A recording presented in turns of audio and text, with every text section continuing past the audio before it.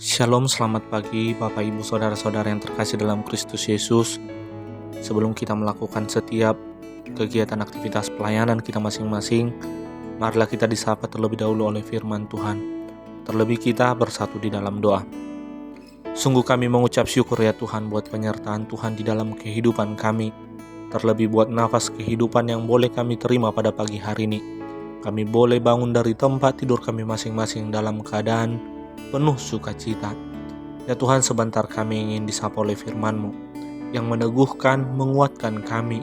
Terlebih ya Tuhan, memampukan kami dalam menjalani hari-hari kami. Berfirmanlah Engkau ya Tuhan, karena kami telah siap mendengarkan. Hanya di dalam Yesus kami telah berdoa dan mengucap syukur. Amin. Shalom Bapak Ibu Saudara-saudara yang terkasih dalam Kristus Yesus. Firman Tuhan yang menyapa kita pada Kamis 2 Februari 2023 didasarkan kepada Matius pasal yang ke-5 ayat yang ke-8. Demikian firman Tuhan.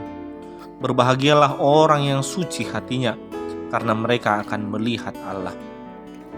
Bapak Ibu Saudara-saudara yang terkasih dalam Kristus Yesus, jika saya bertanya, siapa di antara kita yang mau melihat Allah? Siapa di antara kita yang mau berjumpa langsung dengan Allah? Mungkin kerinduan kita semua, puncak tertinggi dari iman kepercayaan kita adalah mampu berjumpa bersama-sama dengan Allah. Mungkin kita semua sepakat untuk hal itu. Tetapi yang menjadi persoalan adalah bagaimana caranya atau apa yang menjadi syarat untuk dapat berjumpa dan bersama-sama dengan Allah.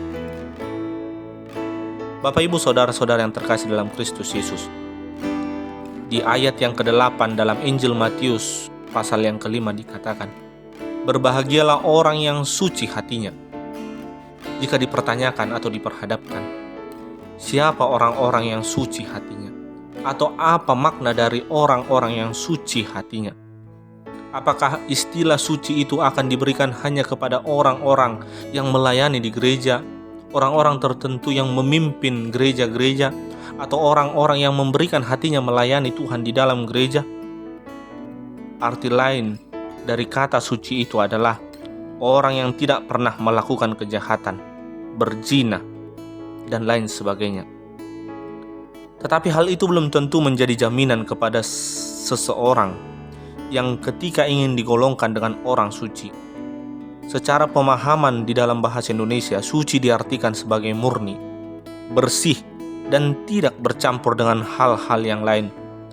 Dan bila dikaitkan dengan hati manusia, maka pengertian orang suci adalah orang yang tidak terpengaruh apapun yang ada di dunia ini, tetapi dia hanya terpengaruh oleh firman Allah.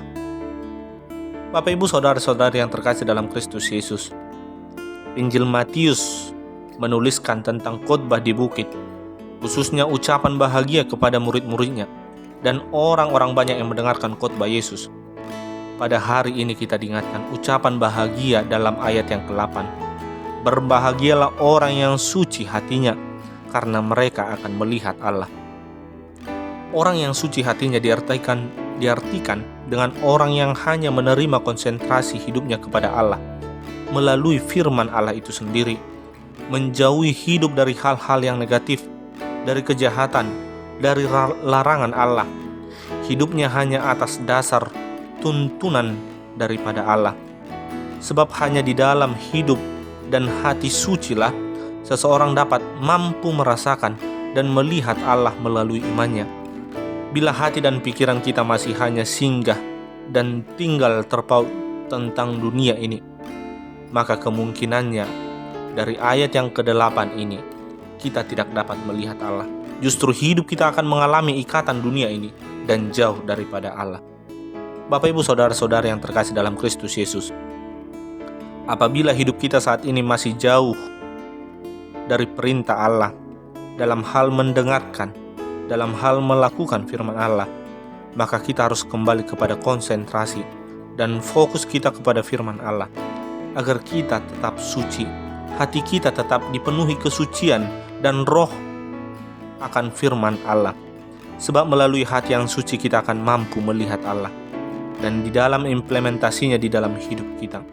Sebab kita terlahir tidak di dalam kesucian, kita terlahir sudah dalam keadaan berdosa, maka kesucian hati kita perlu dilatih melalui pemahaman firman Allah dan melakukan firman Allah itu sendiri. Berbahagialah bagi kita yang suci hatinya, sebab kita di dalam tuntunan Allah, kita dapat bertemu dengan Dia. Bapak, Ibu, Saudara-saudara yang terkasih dalam Kristus Yesus, untuk melakukan kegiatan pelayanan aktivitas kita hari ini, marilah kita menjaga kesucian hati kita, agar di dalam kesucian hati kita, seperti Matius pasal yang ke-5 ayat yang ke-8 dikatakan, berbahagialah orang yang suci hatinya, karena bagi dia akan melihat Allah. Karena mereka yang suci hatinya dapat melihat Allah. Amin. Tuhan Yesus memberkati.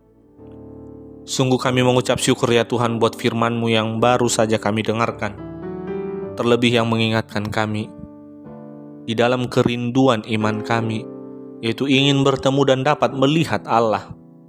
Oleh karena itu ya Tuhan, firman-Mu mengingatkan agar kami menjaga kesucian hati kami tidak terikat terpaut di dalam dunia ini, sehingga pada akhirnya nanti melalui iman kepercayaan kami, melalui kesucian hati kami dapat bertemu dengan Engkau.